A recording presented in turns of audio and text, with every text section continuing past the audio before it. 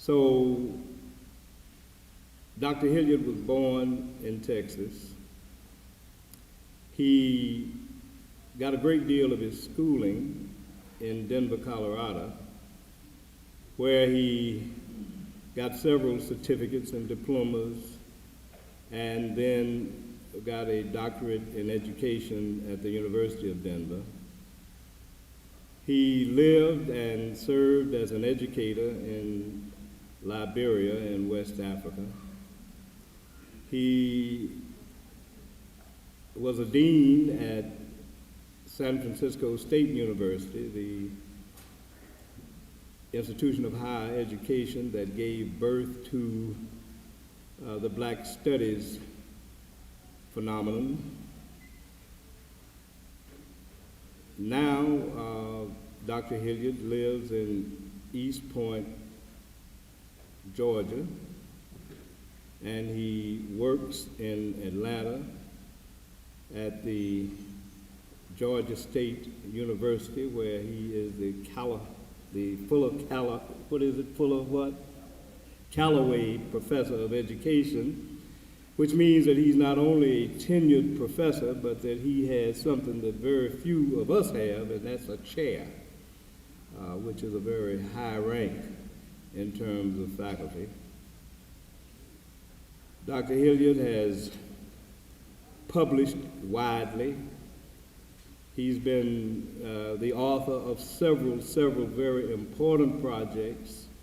He has written some very, very insightful appraisals of various aspects of education as it pertains to especially our young people. He has published two very, very important books, The Maroon Within Us and The Saber. He is known throughout the world as one of the most committed and dedicated African educators who has demonstrated his commitment to the correct socialization of our young people. He was a founding member, is a founding member of the Association for the Study of Classical African Civilizations, where he is the first vice president and the chairperson of the Education Commission. And outside of all of those very, very impressive formal credentials, Dr. Hilliard has the great talent for picking excellent family relationships. He was very insightful, and he married a sister who is now the mayor of the town they live in.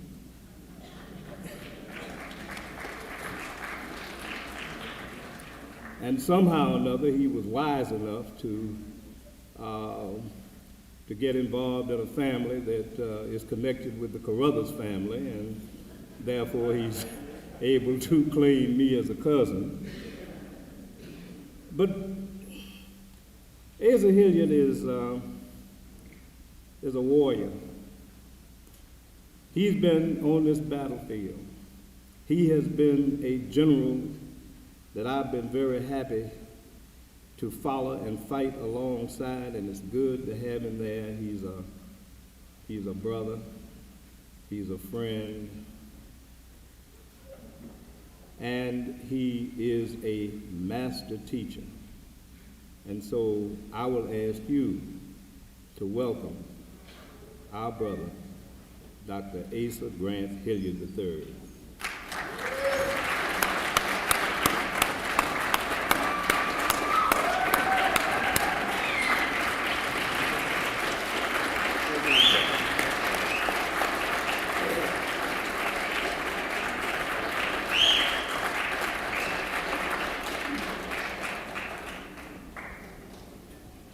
Hotel.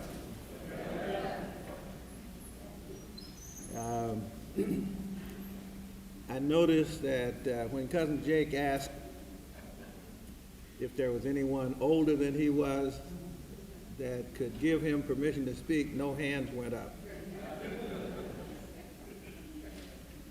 So I'm going to ask, since I'm 2 years younger than he is, or 2 years older, I need the permission of the elders to speak as well. Thank you. Also, would like to ask us to pause for a moment to acknowledge our Creator, who, though hidden, is the source of all life, power, and health. And acknowledge, as you already have, the ancestors, each and every one of them that you can remember, even those you can't remember, those ancient that made a name for themselves, those who picked cotton, who were plumbers, carpenters, may not have made a name for themselves, including those who may be like young brothers who I get letters from almost daily now, who are locked up, sometimes in solitary confinement. They're one of the 1 million Africans in prison who are struggling to know themselves because they have the time to reflect sometimes and no time to do anything else. And I think about them a lot, and many of them have died, and they have now become ancestors out of the hellhole of America. And I hope that we remember them too, because all of them collectively have done things that would be beneficial if we keep their memories alive, and they will join us and bless our efforts in this struggle. I'm really always extremely happy to come to Chicago, and my other location is Detroit, because I think that those are like the left and right eye of the African world. That we have more mobilized African consciousness, in my opinion, in those two places than almost anywhere else in the whole country. And we are right at the center, the pupil of the eye, as I stand here, the Chicago Center for Inner City Studies. And all you have to do is look at the track record of those educators who have worked here, those who helped begin this institution, Barbara Sizemore, Don Smith, and of course the incredible leadership of my cousin, Dr. J. Carruthers, as measured by what has happened to the people who have left these parts, as they have put their imprint on things all across this nation. And so this indeed is the pupil of the eye of the African world here in Chicago. Jake mentioned my wife as the mayor of East Point. She is. She also has a Chicago connection, which you may not know. Her great-great-grandfather was the last African to serve in the Illinois legislature. His name was J.W.E. Thomas. And he founded an independent African school in Chicago. And he was a philanthropist. He found some way to earn enough money to give it away. His family had come up from the South. His dad was a ship's captain on, I think it was the Mississippi River. And finding a better way, he came to these parts and made his mark. And it's my understanding that one day I need to go back and research what he did in the legislature, because I believe that he was heavy on civil rights legislation and education legislation. His daughter, Esther Archer, she married as an Archer, went to New York and became the first woman to serve on a jury in New York. And then her son was the one who was the father for my father-in-law. And so I thank Chicago for my grandchildren, because without that story, there wouldn't have been the grandchildren that I have anyway. That's a convoluted way to tell a story, but that is a true story. The theme of this conference is a critical one. And I chose to speak to the theme of the conference, operationalizing Pan-Africanism. And the foundation for what I want to say has really been laid, and certainly in the sessions that I attended, the one on the Nubian archaeological find, the one on the whole history of that Ethiopian struggle, magnificent presentations. And of course, with Brother Runoko Rashidi, I just don't know what to say about him, because he's better than all the old wine in the world. The older, the better. He gets gooder and gooder.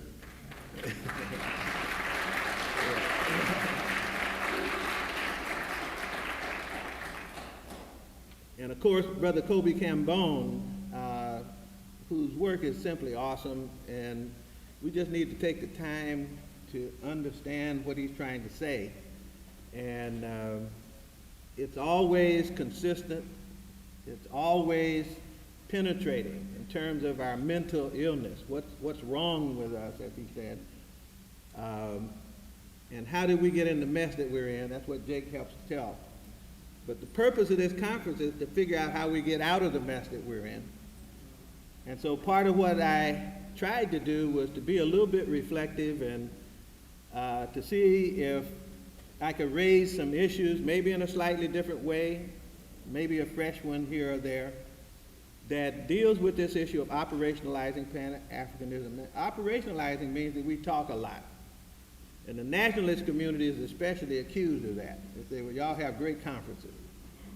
Y'all write wonderful books, and you make good presentations, but you don't own banks, you don't have an army, that you're not mobilized, and they criticize us unfairly, I think, because there's a lot that is really extremely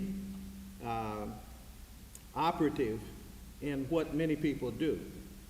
Garvey is a case in point, was everything that they say nationalists are, but in addition to that, mobilize economically and politically, internationally, and there are a lot of people that are doing that now. But I think in part, the criticism is also justified, that we do have to do something else if we're going to operationalize Pan-Africanism. And even if we don't, for those who are maybe in the masses and not being reflective at the moment, because there's no such thing as a single small community that's going to operationalize anything that matters for the masses of the people. We have to get the masses of the people moving. We have to recapture the minds, we have to recapture the hearts of African people all over the world. And one of the beautiful things about Brother Runoko Rashidi's presentation was those little vignettes that he gave us about the consciousness awakening in places all the way around the globe, sometimes as a consequence of things that got started right here in Chicago, sometimes using language that wasn't invented where they are, but they're already tuned in to some of the things that would enable them to become the people that they need to be.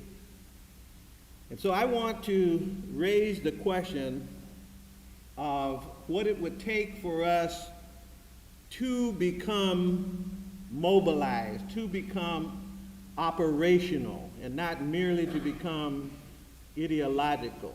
You know, what keeps us from becoming operational? And I think it's really a question of some basics.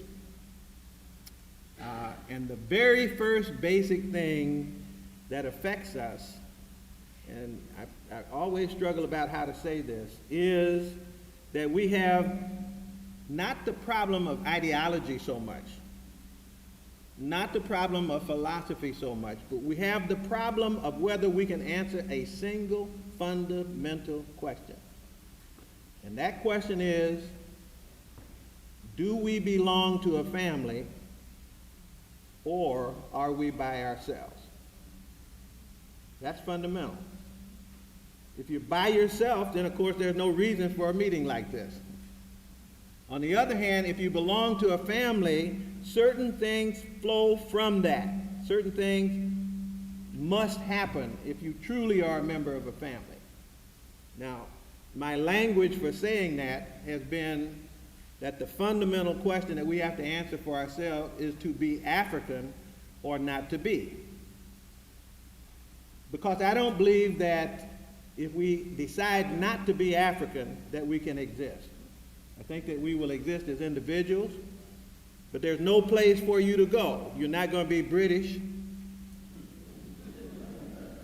I don't think they call you to the French meeting. The Chinese don't want you. The Japanese are full. And so if you decide not to be African, I don't know what else there is for you. And so the question to be African or not to be is one way of stating what I just said earlier, whether we're going to be members of a family or not and act like a family. That's the fundamental issue. And why is that fundamental issue the fundamental issue? Because I believe that the masses of our people are confused about that issue. Very confused about that issue. Frightened about that issue. Embarrassed to identify with an African family. Even identify with themselves. If I were to read a little clip from an article that appeared in the Los Angeles Times, I've been collecting these. This comes from Nairobi, Kenya. I have an article like this from Barbados. I have an article like this from Jamaica. I have an article like what I'm getting ready to share with you from Ghana. I have one from Nigeria. And I have some from the United States. I have a little collection of articles about this. The TV ad couldn't be clearer. A young woman stares lovingly at her young man in a college cafeteria. Another pretty woman with a slightly lighter skin saunters by. And the young man teasingly asks his girlfriend how he can tell the woman that she is the most beautiful girl I have ever seen. His girlfriend is devastated. In chimes in this ad a female voice advising her to use Fair and Lovely, a skin cream that has special fairness vitamins and is guaranteed to lighten the complexion in just 6 weeks. The woman uses the cream. Sure enough, she keeps her man. The advertisement aired on Kenyan television and assures women that skin cream will give them a fairness that lights up your life. The cream's manufacturers insist that Fair and Lovely is not a bleach, but the creams contain bleaching agents that promise to whiten, brighten the skin, and make women more attractive. And these are the rage in many African countries. From the West African powerhouse of Nigeria to South Africa, women and men too are using creams, lotions, sometimes capsules to get their skin fairer. Dermatologists warn that many of the creams and pills give false guarantees, and they say they are dangerous enough that they should be banned in Kenya as they were in in Nigeria, and I think also in Ghana. They contain large amounts of hydroquinone and a white crystalline depigmenting agent that is safe in small concentrations but can be fatal in large doses. Symptoms of over-ingestion range from ringing in the ears to nausea, shortness of breath, convulsions, and delirium. Now, I think the delirium was there before they took the cream.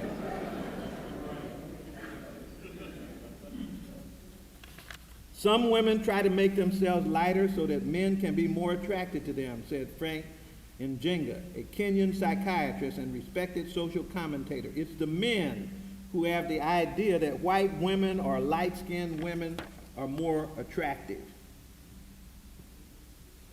Mary Adiambo learned firsthand about the physical problems that can result from complexion lightener.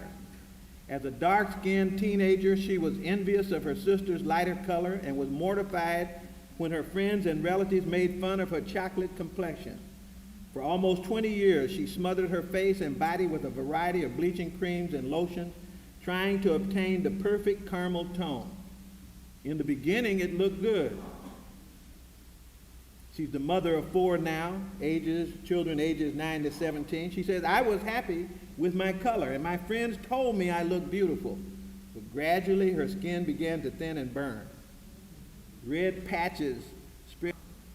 Black lumps appeared all over her stomach. She stopped using the chemicals and broke out in a rash. And then she began to spout a thick mustache.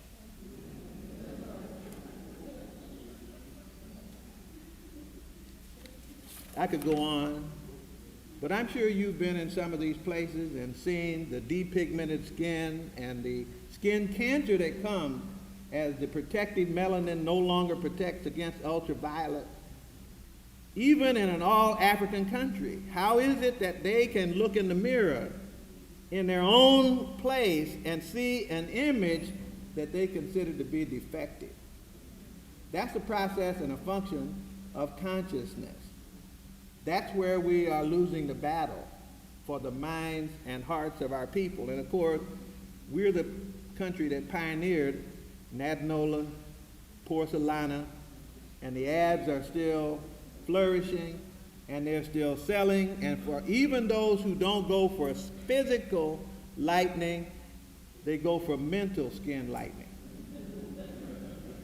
So we have people who are not clear about whether they have a family or not, and even if they have a family, not clear about the value of the family, and there's no way that you can operationalize Pan-Africanism when people can't even accept the individual that they are. We didn't get this way just by accident, but the oppression system that we experience caused the intergenerational socialization process to be destroyed. In other words, you have to be taught to believe whatever it is that you believe. Ordinarily in families, one of the most central responsibilities is control of the intergenerational socialization processes. That's a serious thing that you never leave to strangers, that you never let go by without being taken care of. And so what we have as a consequence of the loss of control over this intergenerational cultural transmission is something that I call identity confusion. I think Baba Cambone had something else. I can't remember what title he gave to it, but it means the same thing. And I've got another title that I give to it. It's called cultural AIDS. We have a problem of physical AIDS. And they say that with physical AIDS, there's a virus that attacks the immune system, physical immune system. And that immune system becomes less resistant until finally it has no resistance, and then it allows things in that it would ordinarily know to reject because they're dangerous. And the body can no longer protect itself, and ultimately the people die. Cultural AIDS is even more deadly than physical AIDS. There's a cultural virus that can attack the African immune system, a system that ought to screen out certain values, that ought to screen out certain worldviews, because they would be harmful to the structure of the society and to the structure of the socialization process. There ought to be a line in the sand that says, no, we don't go there. But we find our people now with cultural AIDS open to anybody's value system, anybody's suggestion. I see it as I watch these people on television, and it breaks my heart on the Jerry Springer show and other shows. What breaks my heart is the cardinal rule of the African community is being broken. At least in my community, it was said, don't put your business in the street.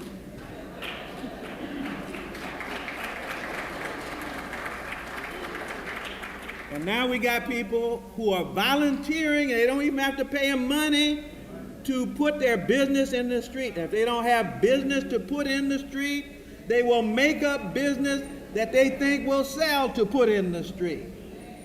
And there's no shame anywhere. That's cultural AIDS. And you could talk about many other examples of cultural AIDS. We know the people in the community who have gone over to the other side, who have announced their confusion. I'm not African. I'm certainly not black. I've got so much stuff in me. I've got so many things in me. I'm Cablinasian.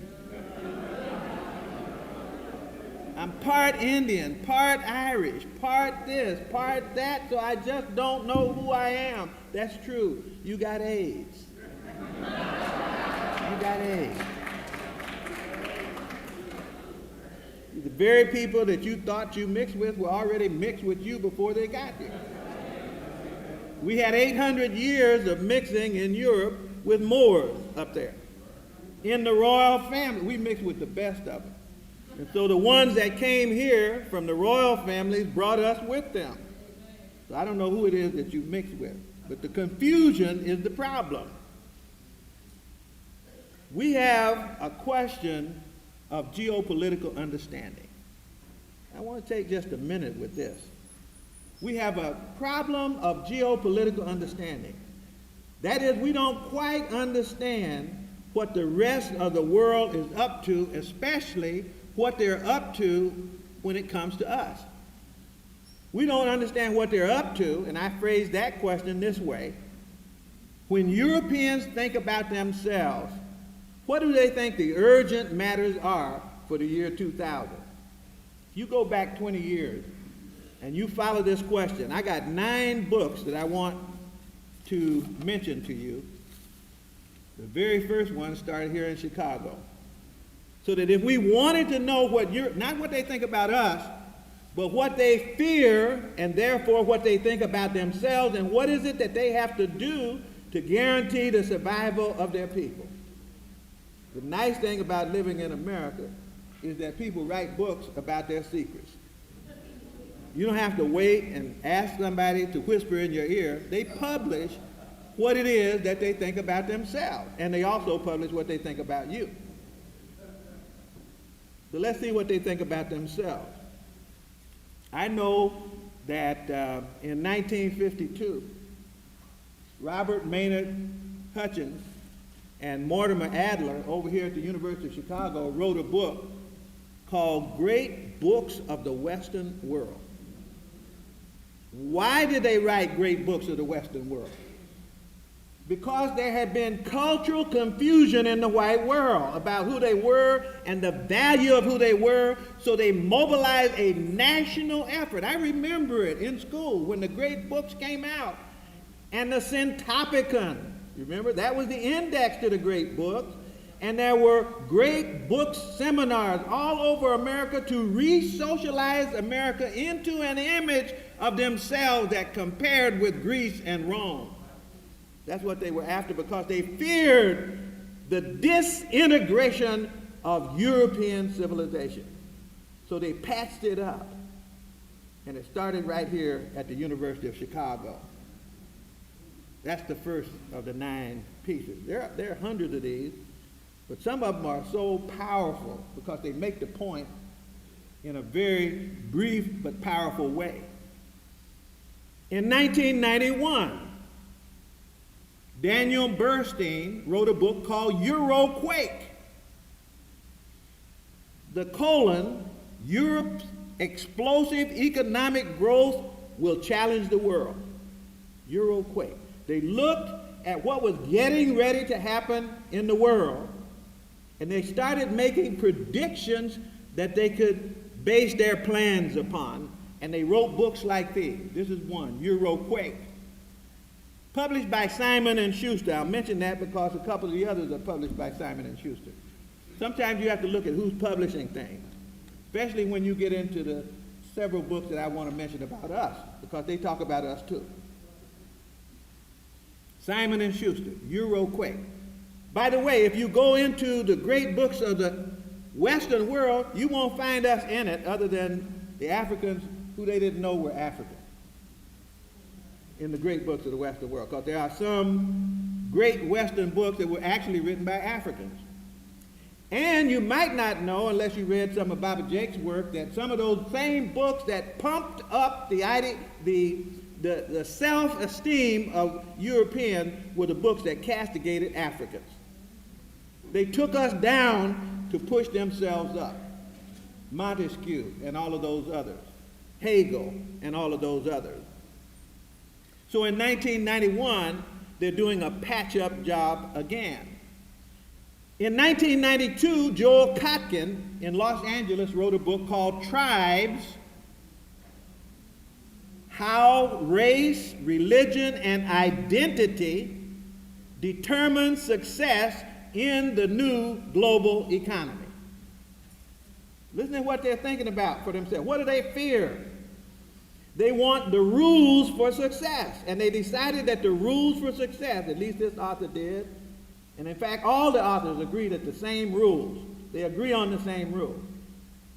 But he just said there's these 5 global ethnic families that are tied together by a strong sense of ethnic identity that gives them trust in each other so that they can mobilize politically and economically.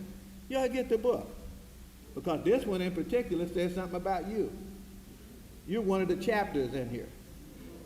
And one of the things they say is you don't get it. They say you don't know what the rule is. You don't know about the ethnic rule. You don't know about the family feeling. You don't know that trust comes from that, and you don't know that your disunity has to do with your self-concept. And so you're not investing energy like they are in determining the great books of the African world and where the world is going and what the rule is for getting there. In 1993, Lester Thoreau wrote a book called Head to Head: The Coming Economic Battle Among Japan, Europe, and America. You'd have to look very hard to find an African book on a topic like that. An African book that's trying to find our space in the year 2080. And is trying to find out what other people are doing so we can weave in and out and establish ourselves, and that we can be competitive in the world as a family. But they write those kind of books, Head to Head, the coming economic battle among Japan, Europe, and America, but not Africa. Africa was not mentioned, except to say Africa is an economic basket case. If God gave it to you, give it back.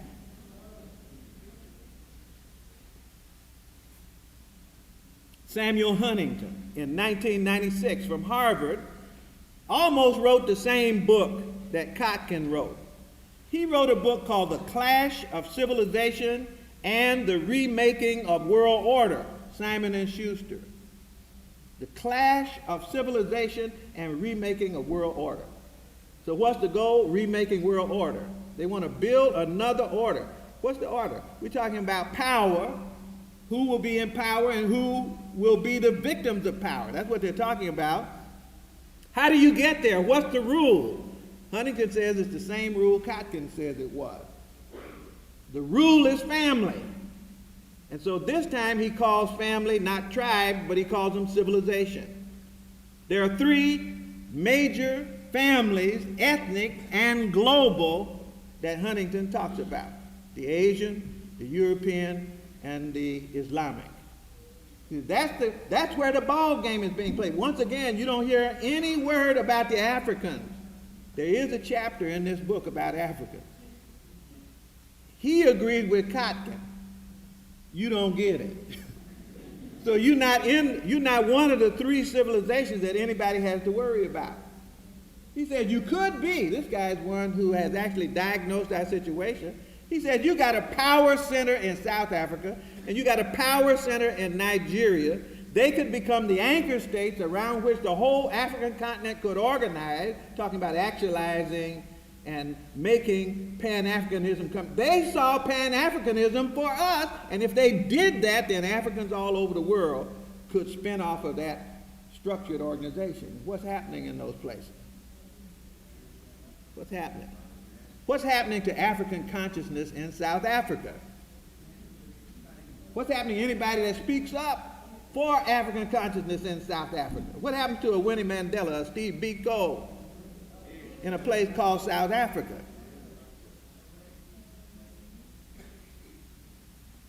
90% of the population, and we're trying to beg our way into power, even now. Even now. Same people who were in charge are still in charge, basically. Running the police, the army, the banks, the diamonds, the gold. Power shift hadn't taken place. Land hadn't been redistributed and so forth. No frittering here and there.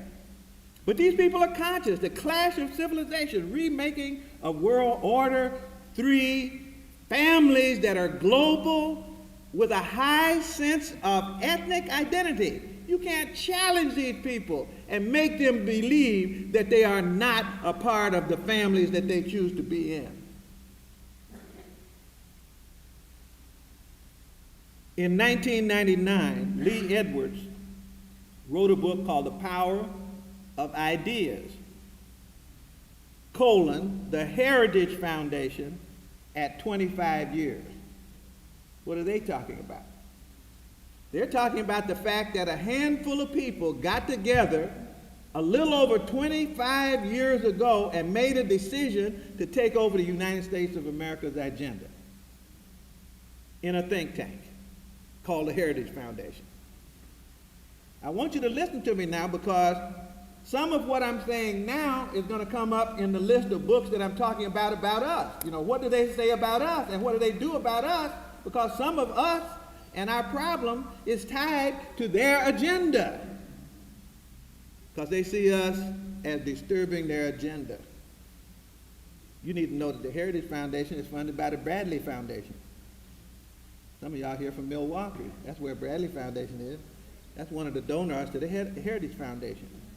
The Bradley Foundation is the place that sponsored the bell curve.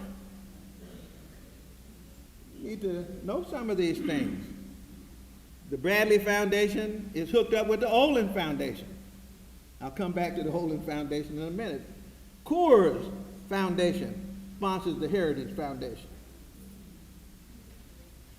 Scafe's, the ones that went after Clinton, helped fund the Heritage Foundation. Well, these people are bragging that they got their agenda going in 1980 and that they have over 80% of it already achieved, which includes things that affect us, like vouchers. That's their program. They thought it up in their think tanks. We need to think about that. You know, we need to think about whether, first we got to be clear about what we want. I'm very clear that I want independent African education. But I'm also clear about tricks. I know tricks. There's a history of tricks. When people went to accredit the school, this is when they had another think tank with Thomas Jesse Jones in it, who worked at Hampton University under Samuel Chapman Armstrong, when they were trying to kill critical thinking in the African community through higher education. And they got Thomas Jesse Jones to become an expert on black people and run around to independent black schools and accredit them. And he came away saying that no black school was qualified to function by itself. It needed a white board of trustees. Do you see how the trick can be played? You can have the potential for having independence, but if someone has the rules that they can execute, then the rug may be pulled out from under you, even though you're doing exactly what you want to do.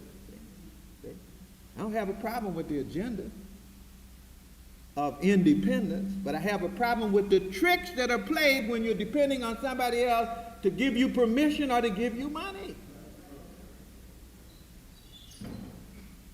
So these people in 1980, they did a lot of things in 1980. You may not know this, but there was a meeting called in 1980 at the Fairmont Hotel. You might want to go get this book if you can still find it. Most of these things don't stay in print long. And the book is called The Fairmont Papers. And in the Fairmont Papers, they had a bunch of Negroes that they invited to the Fairmont Hotel to audition for jobs as Negro leaders. The meeting was chaired by Edwin Meese. In other words, somebody had a meeting before the meeting. And they knew that if they flattered some Negroes and told them they were going to be the new leaders, they could replace the old leadership, and they could come out. Well, some of the names of people who were there, you know, Clarence Pendleton was there. Remember him? The anti-civil rights person. Clarence Thomas was there. Did you know that? You thought Clarence Thomas just came up on his own. He auditioned for the job. I'm saying, we may be sitting down thinking things happen accidentally, but there are people who have plans in mind, and these people have bragged that for 25 years, they've been in charge of the national agenda. And they sold a whole bunch of stuff. By the way, the man who wrote the bell curve also worked at the Heritage Foundation, in addition to being funded by the Bradley Foundation and also at the American Enterprise Institute. In the year 2000, a new book is on the scene called Cultural Amnesia. Listen at it now.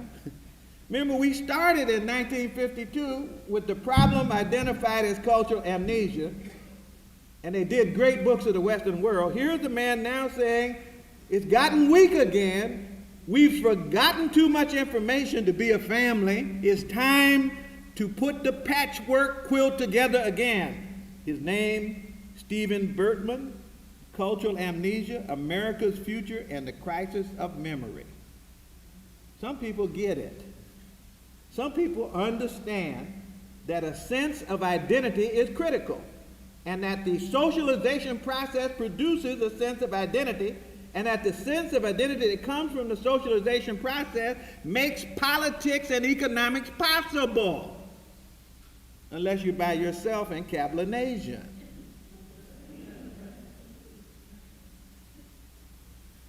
Last week, in the New York Times Book Review,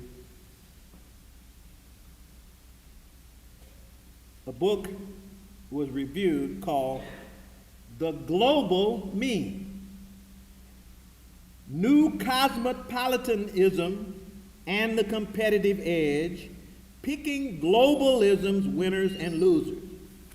Here's a man that has a geopolitical view of the world that says what we need is a new kind of identity, not African, cosmopolitan, Cablinasian.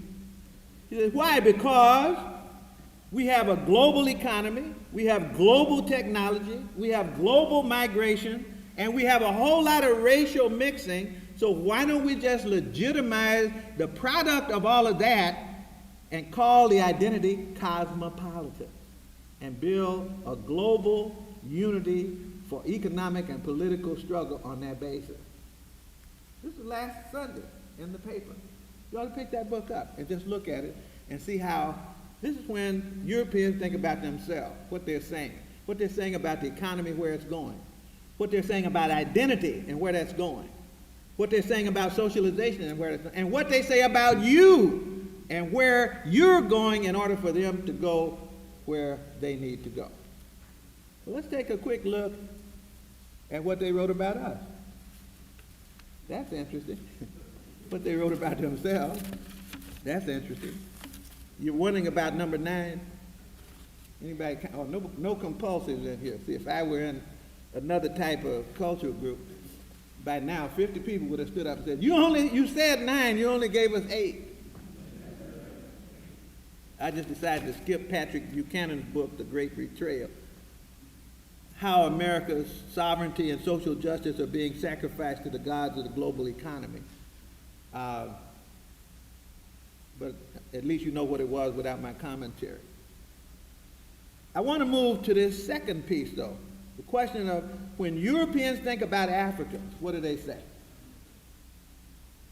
You heard what they said when they thought about themselves. When they think about Africa, well, in the 1970s, looked like all this stuff starts in Chicago all the time. In the 1970s, they wrote a book about us. This is not the first book they've written about us. There were others. But in the 1970s, they wrote a book called The Closing of the American Mind. That was Alan Bloom. And that was a book, The Closing of the American Mind, that savaged ethnic studies. In other words, they said the university is not a place for Africans to learn anything about themselves, for Indians to learn it, for Asians to learn it. That's not the place for the university. That waters down the curriculum. That was the thesis of that argument, right out of Chicago here. That book was written. Well, that wouldn't mean anything because most professors write books and nobody reads them. But this book, Simon and Schuster, this book was passed around to university presidents all over America, and most universities in America had workshops on this book. Why? Because in the 60s, Africans had demanded that they have an opportunity to have some books in the library about themselves, that they can get to know themselves so that they like who they see in the mirror and don't need Nat Nola. That's what we had demanded. And then they say, well, for you to learn about yourself deconstructs the image we have of ourselves.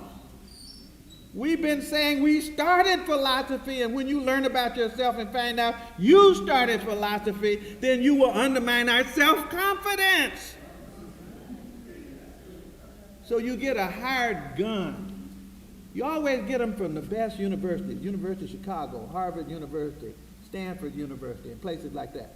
This is about us. Look, I wouldn't have to make any kind of speech if you just went back and reread Closing of the American Mind and get the chapter that deals with African curriculum. Just get that chapter and look at it. I mean, it's vicious. It's always more vicious on African people than anybody else. I'll tell you why. You haven't heard anybody mobilize to attack the advances of any other group in self-understanding at the level that the attack has been on African people. Why? Think about that for a moment. Let's just look at the second book. They looked, see, there was a book written about the history of the National Endowment for Humanities by Gilkerson and Sussner. Some years ago, over 20 years ago, they wrote that book. The history of the National Endowment for Humanities. What happened?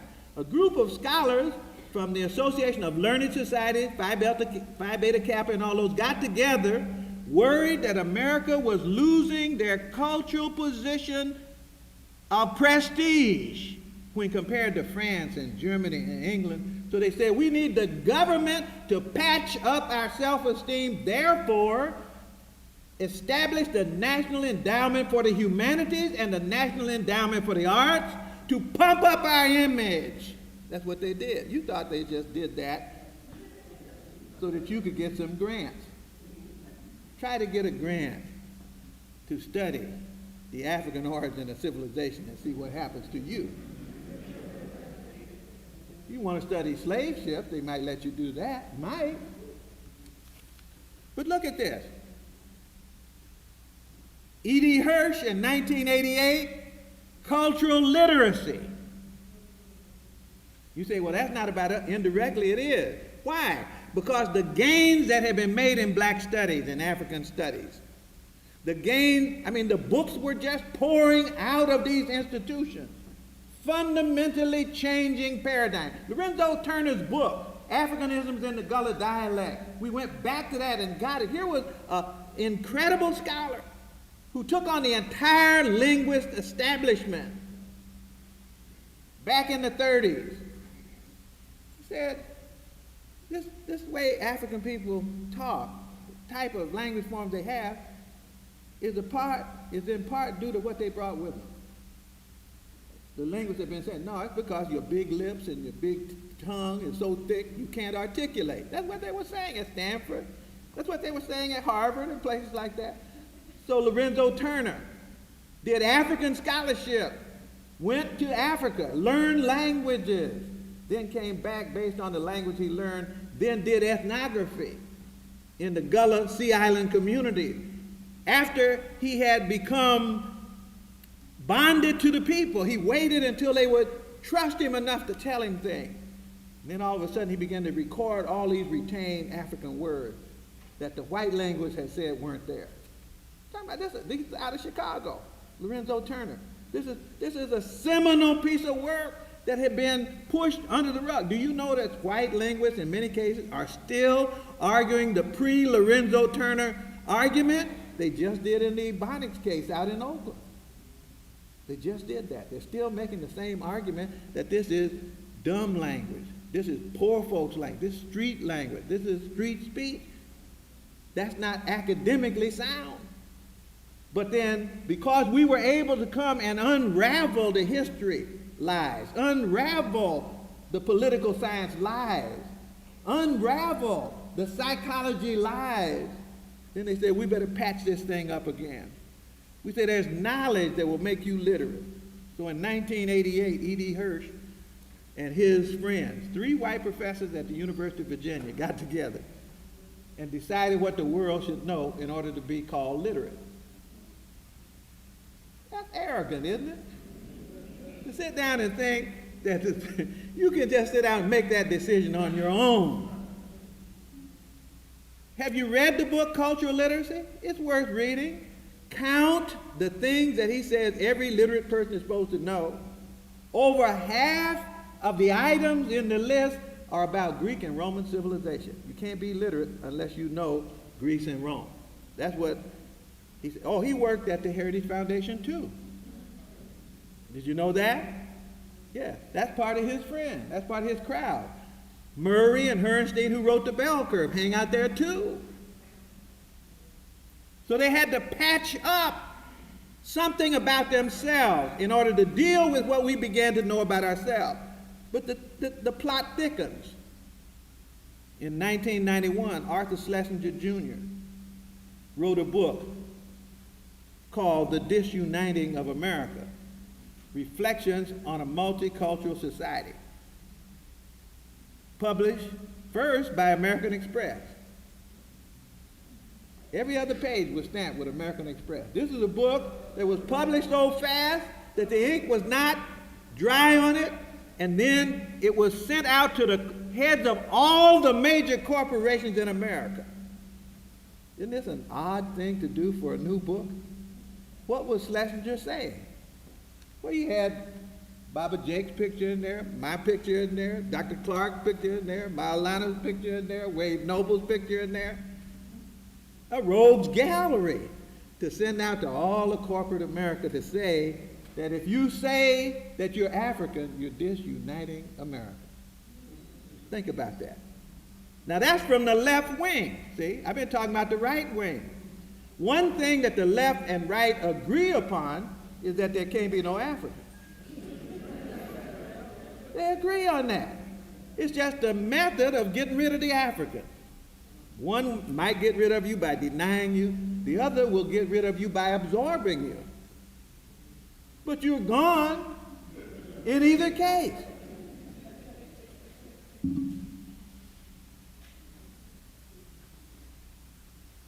By the way, Whittle, does that name ring a bell to anybody? It's the man who had Channel 1, where they give the kids computers as long as you make them watch the internet and the ads. I think it's 15 minutes a day. So it's not about education, it's about ads. That's Chris Whittle. I'm talking about him because he's the one that had the Edison Project. Understand what I'm saying? That's being sold, mainly in a lot of places with Title I money, but school districts all over the country are buying socialization from a stranger. See? How are you going to raise your kid to look in the mirror and not want Natanola when you turn them over to somebody else? You trusted them more than yourself. Think about that for a minute. Whittle is the one published the book the second time around after American Express published the book for Arthur Schlesinger Jr. And Whittle is found on the left and the right. All he wants to do is make money. Dinesh D'Souza in 1996 wrote a book called The End of Racism. He said, y'all been talking about racism was your problem? I just wrote a book and showed that it does not exist anymore. Well, you already had William Junius Wilson, who had said in his book from the University of Chicago, The Declining Significance of Race. So there's somebody in the background that wants to sell you on the idea that there's no more problem, and the only problem that you can possibly have is of your own selfish, lazy self. Go look in the mirror and get some Nadanola. In 1997, Mary Lefkowitz wrote a book, Not Out of Africa, How Afrocentrism Became an Excuse to Teach Myth as History. From the very people that have been teaching myth as history all their lives. In the area of the classics, who has been teaching more myth than that? Schlesinger, who wrote this book, The Disuniting of America, argued, he said it's okay for government to tell a royal lie. He went back to Greece and Rome for that. A royal lie, I mean, an everyday person tells a lie. But if the government needs to tell a lie for its own purposes, that's all right. He called that a royal lie. Now, Mary Lefkowitz says, Egypt is not African, and nothing in Europe is due to anything the African people did, because these Afrocentrists, notice who's being attacked now. Nobody else has had a book done with a rogues gallery in the book circulated to all the corporate heads as a hit list. It's the Africans who've done it, or it's the Africans who have been done against. Why? Why would someone do it against the Africans? Martin Bernal told me one time when he wrote his book, Black Athena, which is something. He said, you know what some of my white friends told me? I said, what? He said, they told me, why would you arm them? Why would you arm them? In other words, somebody knew the value of correct history to African people. Adelaide Sanford in New York just told me the same thing that she said, why is it that all the people in Lynn Jeffries' curriculum of inclusion in New York City, you remember how the papers came down on that attempt just to get a little space to find out something about ourselves? Why would they pick on the African people and not pick on the other people? You know what the answer that the person gave her was? That because the Africans are the ones who can mobilize and get it together. Think about that for a moment. We may not understand the power of the cultural renewal, but they do. Clearly understand it. So Mary Lefkowitz, a weak Greek scholar, Obenga says he didn't think that she knew Greek, let alone Kemetic. And Obenga can say that because he's fluent in Greek. He said, this woman's not making any sense. Not only that, she's never read any Kemetic text, she's just making pronouncements. That's one of the things about Schlesinger's book, Dinesh D'Souza's book. They look like they were written by a computer. They just pull facts from here and there. Literally looks like a computer. And when I give you the last book, you'll see maybe why it looks like it was written by a computer. I'm not there yet, though. Not Out of Africa. How Afrocentrism. Look at this. The Africans are simply saying who we are. And that suddenly becomes myth. In spite of what you saw, if you hadn't seen the slides that Runoko Rashidi showed of Africans all over the world, when he says the global African diaspora, and then you look in the faces of the Africans, why is it that the people with billions couldn't have gone around the world and made those photographs? Who's lying? Are the Fijians really Europeans with a suntan? See, this stuff doesn't stop. In 1998, Stephen Howe in London. Look, this message is getting across the Atlantic into London. It's going out into Japan. It's going out into the Caribbean. The message is going everywhere. So all of a sudden, the soldiers have to be called on out of London, so they drag this guy out of retirement or somewhere to come and write this book about Afrocentrism. Listen to Rose, Afrocentrism, this is the title of the book. Mythological Past and Imagined Homes. All he has to do is scratch out Afrocentrism and put Eurocentrism in there. Mythological past and imagined home. It's just like I used to go to the movies. It used to always puzzle me, why with 2 billion Chinese in the world, they couldn't find one to play Charlie Chan. All the people who played Charlie Chan were white. That's a mythological past. They were going to get Anthony Quinn to play Toussaint L'Ouverture. That's a mythological past. We're not the ones that's spreading myth. We have to deal with the consequences of myth. But obviously we're worrying somebody. Can you imagine bringing out your best guns? Arthur Schlesinger that used to be writing for presidents and stuff like that. You know, they're bringing out their best for the little 2 or 3 books we wrote. Why? Because the power of the message, that's why. Pick up the Journal of African Civilization and just look at them. You don't even have to read them. Just look at the pictures. It's frightening. Look at the pictures in the golden age of the Moor. I think that's what one of the issues is called, where we start talking about whether Moors are black and white, and then instead of just having text, you got photos. When I throw up the pictures of the mummies in the 18th dynasty, see, this is a challenge to what they put on the cover of Time magazine. Was Cleopatra black? And then they got a little red, green, and black Africa earring hanging out of her neck. Why didn't they put up the mummy of Tetisheri, the mummy of Nefertari, the mummy of all the queens of the 18th dynasty we have mummies of? They all got cornrows, braids, and extension, and one of them looked like she got a hot comb. We're not the ones that are short on facts. We just can't get our facts published. But thank God for the internet.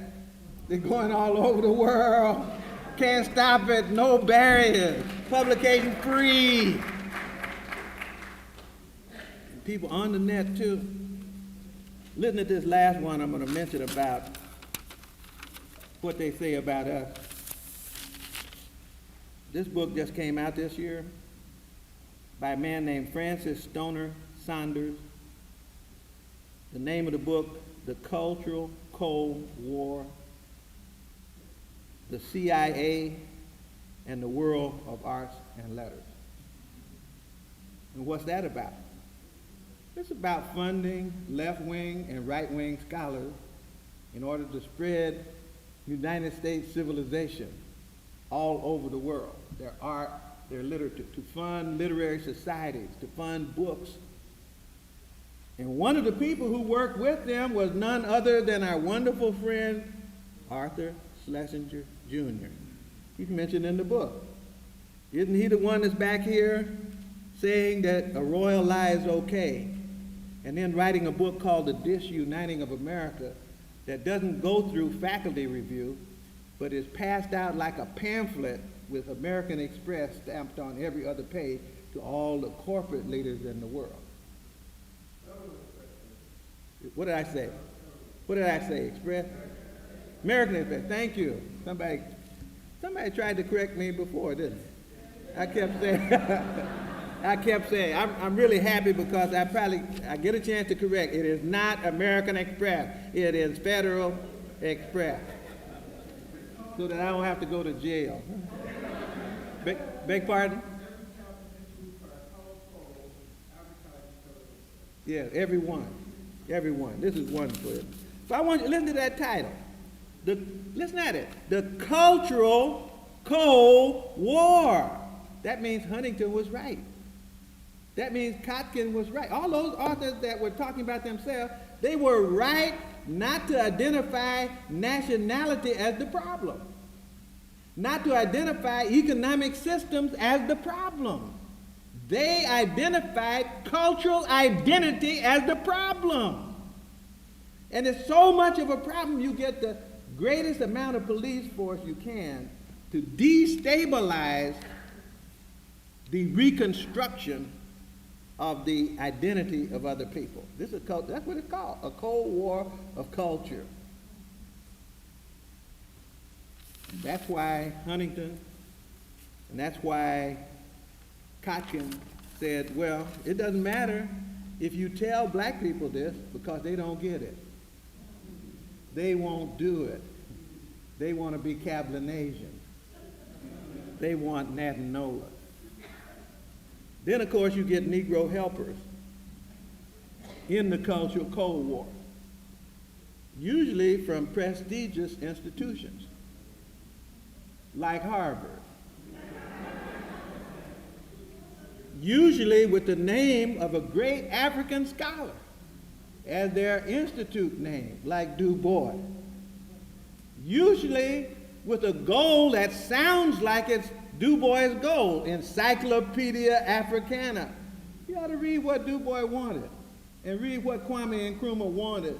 I think somebody mentioned it was on their webpage. I think maybe Renoko had it on his webpage. There's a speech that Kwame Nkrumah made saying what he wanted in the Encyclopedia Africana, that it had to be African, written by African, from an African-centered perspective. That's what he said. He didn't say from a Negro perspective. So we get helpers. We get helpers. Africana.com. Du Bois would roll over in his grave if he knew that the headquarters was in Jerusalem. That's where the headquarters for the web page is.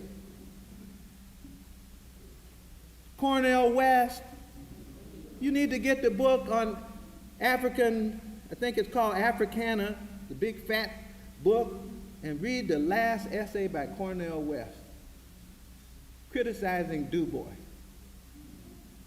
That's a very important essay if you want to understand cultural confusion. Because he criticizes Du Bois for whatever cultural consciousness Du Bois had. That's what he criticized him for. He said he should have been quoting all these Marxist scholars or whoever it was. Should have been quoting. Du Bois knew more about the Marxist scholars than he did, I'm sure. But I want you to read that if you get a chance, so you'll see what I'm talking about when it comes to the issue of whether people choose family or whether they choose to be an individual. That's the fundamental issue. There's no way to mobilize and actualize African consciousness unless we understand those issues. The question of mobilization is a serious question because we have a question we have the issue of schizophrenia, for example, in mobilization. When you get ready to mobilize, we got the issue of schizophrenia. What do I mean by that? By that, I mean that there's the expectation that people who are in political office can be leaders of the African community on African agenda. It's possible, but it's rare. Because people who are in political office have to be for all the people. And if we rely for leadership, for mobilization on people who have to serve all the people, then they will not be people who will serve us intensely and well. They can't be. That's schizophrenic. That's schizophrenic. So we have a problem of understanding of things like leadership. We have a problem of understanding this cultural assault, as I've said. We have a problem of understanding the structure of independence and the structure of socialization that it would take to become independent and the structure of structures that it would take to become independent. For example, we got a communication problem. We have a problem. When I lived in Africa, in Liberia, if I wanted to call the Ivory Coast, I had to call Paris and then Ivory Coast. In other words, to get to my next door neighbor, I had to go through Europe. That's like it is now. That's the way it is now. You say, how is that, eh? Well, I just saw that BET had just been sold to Viacom.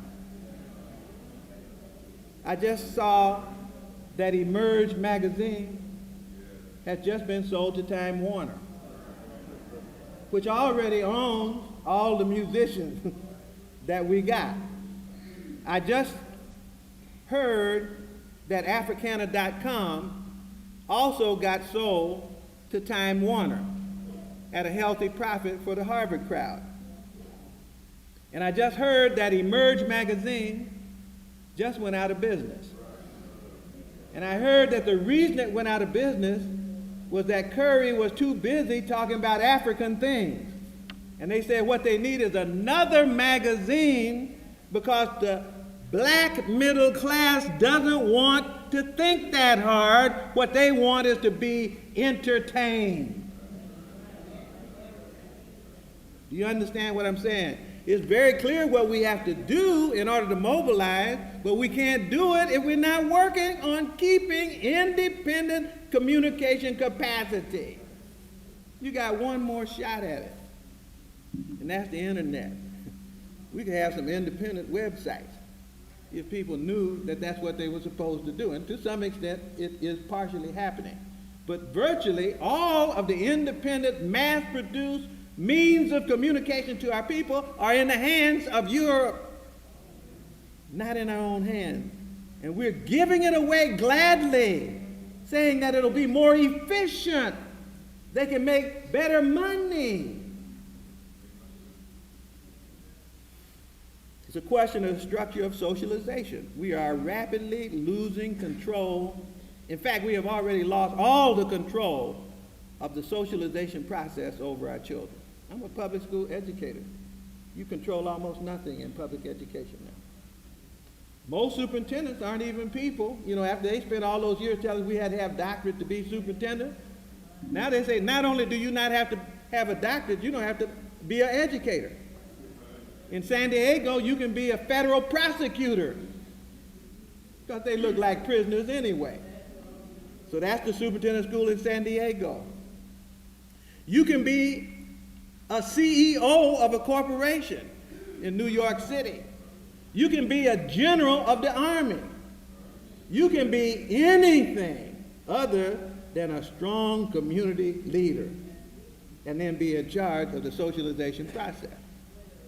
And then, even after they get in, you still don't necessarily have control even of the little piece that you got inside. You don't control Title I. Most of us don't know anything about Title I, especially when Title I spends most of its money buying success for all. And maybe the Edison Project. You have liberal projects and you have conservative projects, but you don't have control of the socialization of your children. There's even designs on your babies, 0 to 3. There's even design on your men in prison. The men that tell me in prison, the classes have been shut down. The weight rooms have been closed. The longest line that I saw when I went to a prison was for drugs. Pacifiers, grown men standing in line. They have to be pacified because they took the TV, took the weight room, took the libraries out, stopped the classes. And you're going to hold a man in prison for 13 years with nothing to do, and the only way to keep him quiet is give him drugs. Or get the book Acres of Skin. Acres of Skin.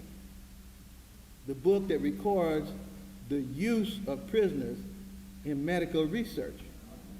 One man stood up, he says, all I see when I see these hundreds of thousands of men is acres of skin where I can try out these deodorants and other kind of things on their body, put patches on their body. That's all I don't see human beings, I see acres of skin.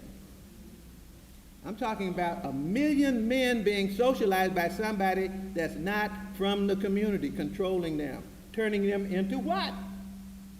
We're literally in lockdown on socialization.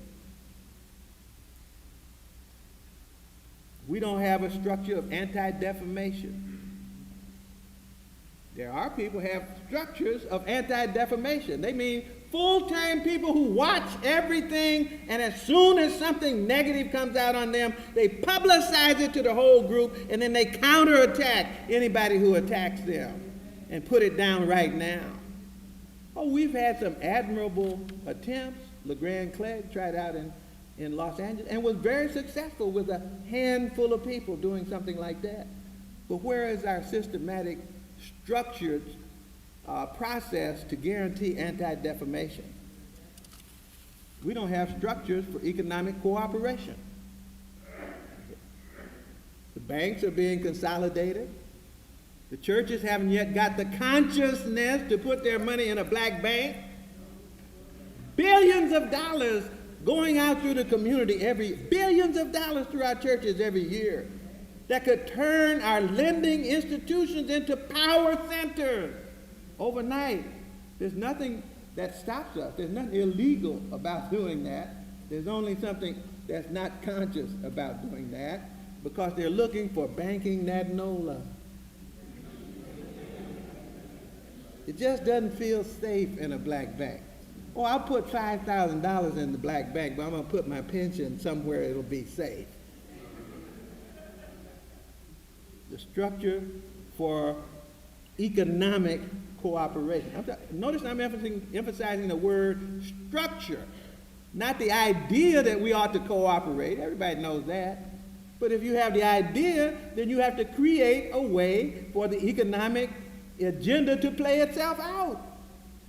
Has that ever happened before? Sure. When Runoko said Garvey did it, he did it. Look at the economic development of the Garvey movement, with hundreds of thousands of people involved in businesses, education, services, study. A handful of people that created structures to make things happen. Even the Nation of Islam after that. Look at all those businesses they had under the Honorable Elijah Muhammad. Structures to make economic things happen. We have the idea, everybody will tell you that we ought to be selling things to ourselves.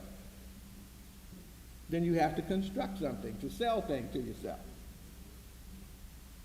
Like fingernails. Like hair. For the weave. You know, I mean, there's as many Africans as there are Koreans.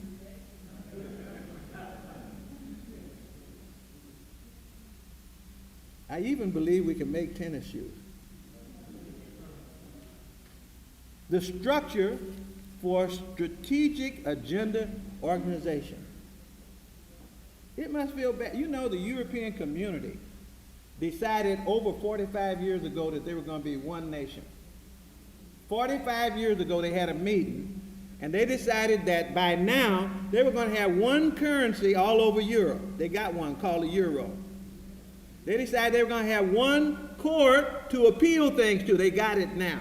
They decided that you could go into their country anywhere with one passport, and you never had to show your passport again until you left Europe. They said, we're going to create the United States of Europe. And it took them 45 years to get the job done, and they almost got it all done right now.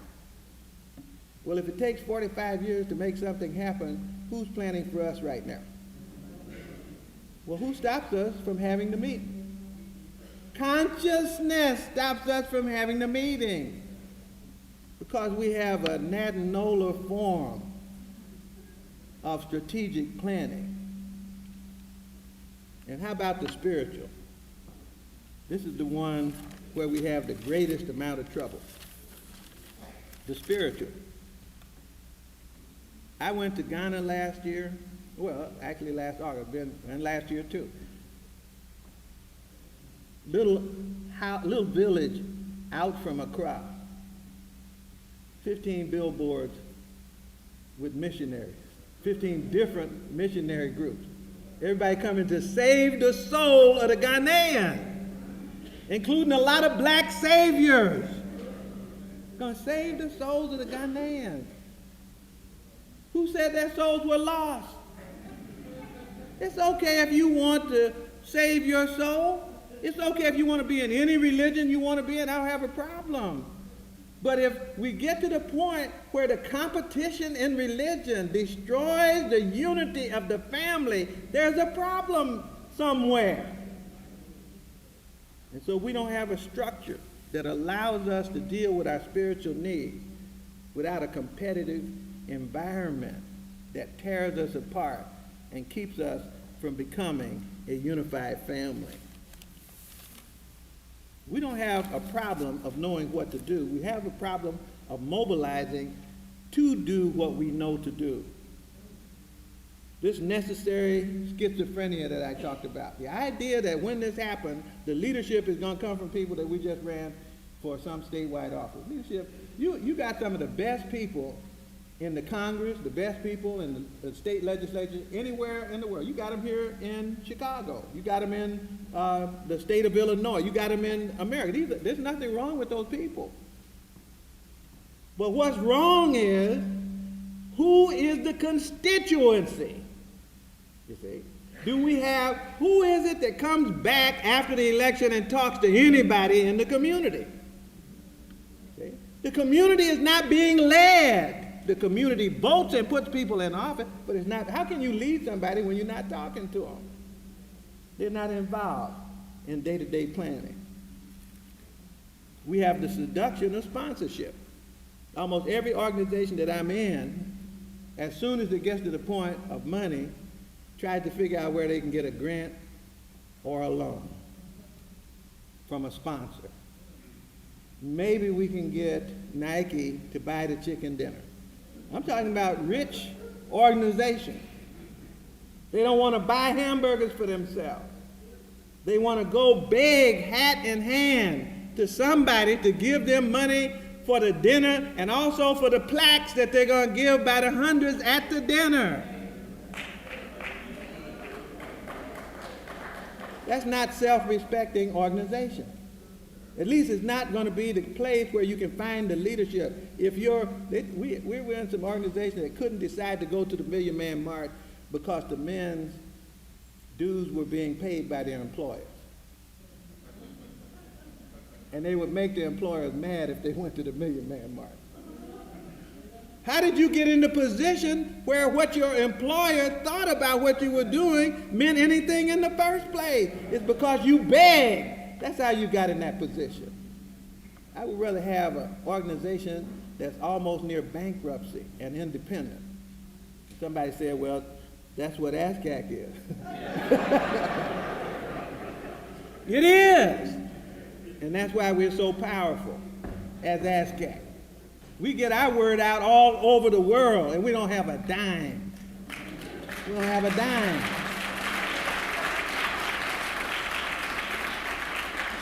But you don't see any Nike ads in the program. You bought the African World History Project, didn't you? You bought that. You don't see any ads because brothers and sisters dug down in their pockets and paid for it and put it out there and then say, we'll wait, and if we get some money back, we'll put it into another project. Therefore, we can say whatever in the hell we want to say.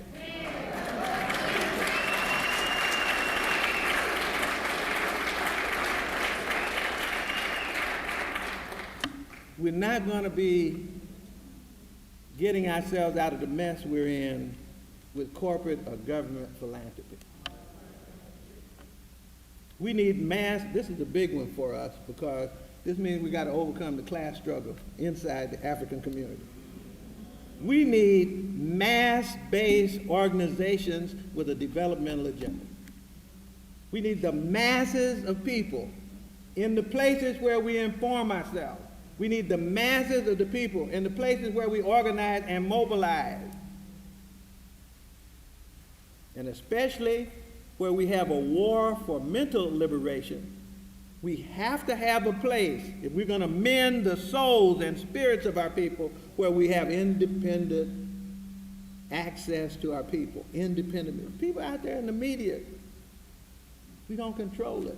You're so happy to have something that's halfway right, bamboozle. You were happy to have that. You were happy to have Singleton's little thing. We were talking about that today. You know, it's good. I don't have a problem with those. I'm thinking about all the things that are powerful things that need to get to our people. We can't get them there. So only people like Haile Gerima go out with his credit card and a few friends and then make a movie that they told him he better not make, and if he made it, he better not distribute it until they brought it to them first to see if they approved it. He told them to kiss his butt and showed it in churches and everything. That's how Sankofa was done. That's how it was done. When it comes to the mind of our family, when it comes to the soul and the spirit of our family, no stranger should be between us and them. That's the issue. You will never have a family if you have to make your phone calls through Paris in order to talk to somebody in your family. And that's what's happening with most of us right now. We have a need for mass-based organizations in terms of finance. You know, we could have, it amazes me, in Liberia they had a local loan that was community-based. They called the process SUSU. Some of y'all from Jamaica know what I'm talking about. Process called SUSU. It's not banks. It's just a handful of close friends that take turns taking all the money every month so that they'd have something big enough to do something in business, to fix that room on the house or something else like that. You mean to tell me we're not geniuses enough to create financial structures that will serve a mass community? Most people can't get a loan, can't even cash a check.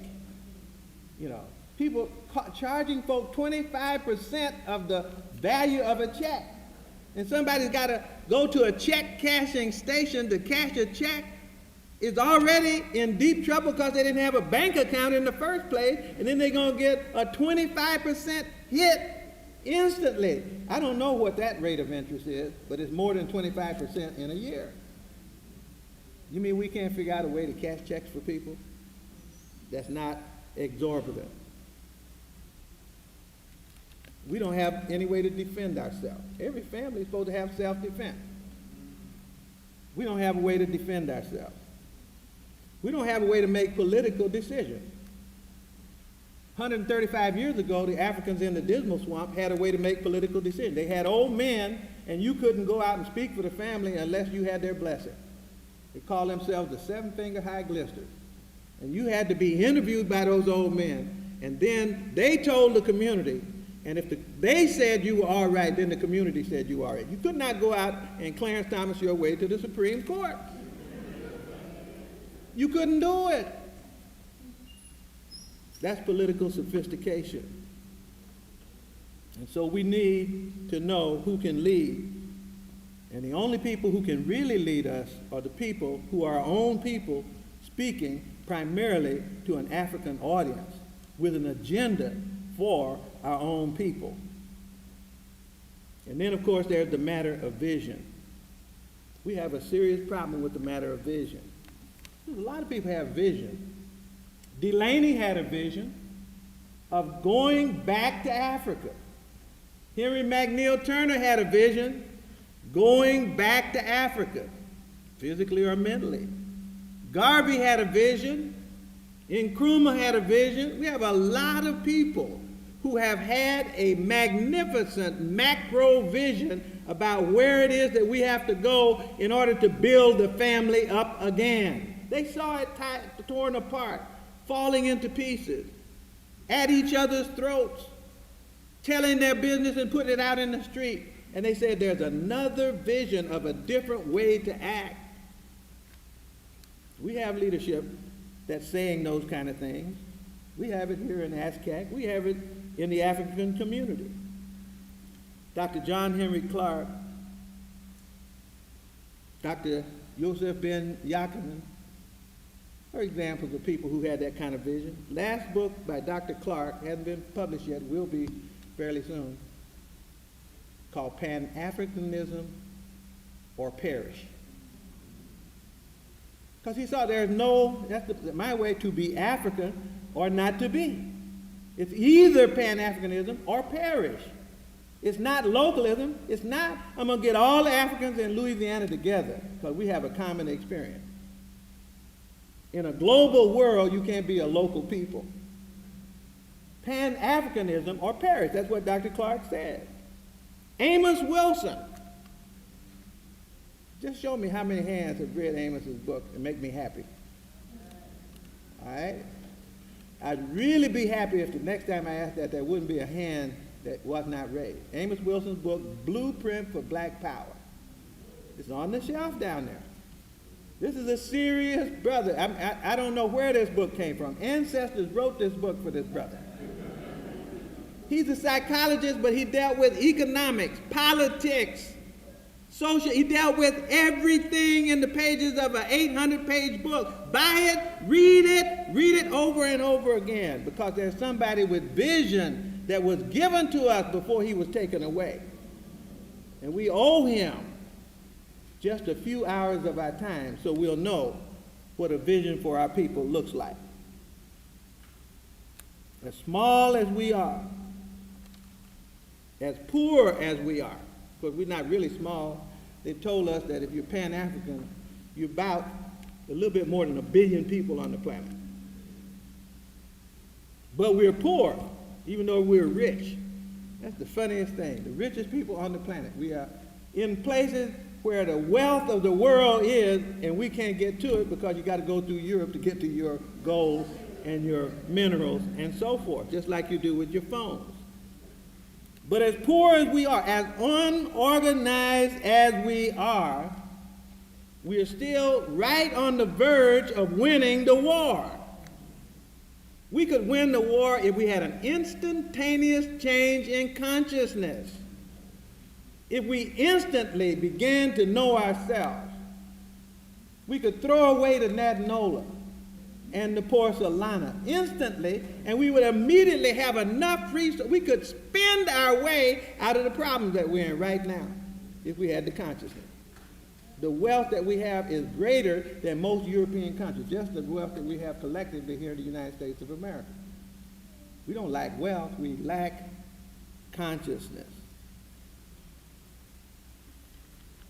There are no individuals, no ideas, no groups of people anywhere that Europeans are more preoccupied with than with African people. They never found out what to do with us once slavery was over in 1865.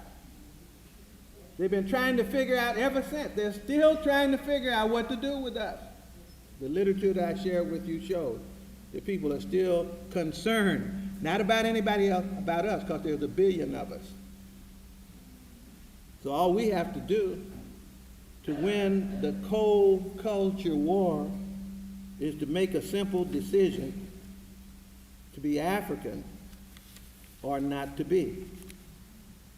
To be Pan-African or not to be. That is the question. Thank you.